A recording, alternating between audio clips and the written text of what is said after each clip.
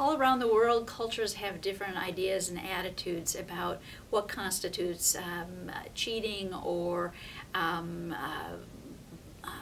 lack of integrity or a break of ethics. And so it's important wherever you travel to understand the core values, core ethics of that country.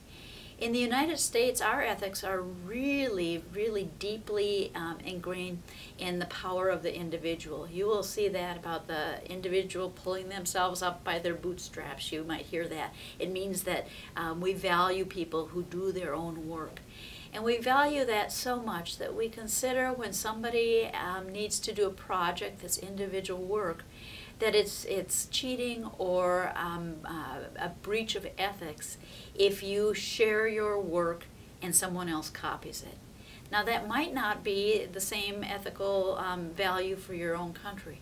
I know there's countries where it's a higher standard of ethics or a higher value to help somebody who's struggling than for you to keep your work independent. If you lived in those countries, there's no way you would allow someone to fail if you understood the answers. So students are sometimes tempted to share answers that they get to on a test, or that they understand the material, so they'll have somebody who's struggling sit next to them. And that's very honorable in a culture that they come from. In our culture, that can get you into trouble. And that's enough of a situation that a faculty member would consider that cheating, and then you would need to be, you might lose the grade for that exam. You might even receive a failing grade for the course.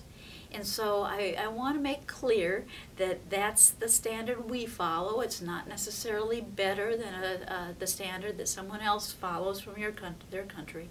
But that's what we follow, and I don't want any of you to somehow miss the opportunity to succeed because you have missed that piece of understanding what we call cheating in our country.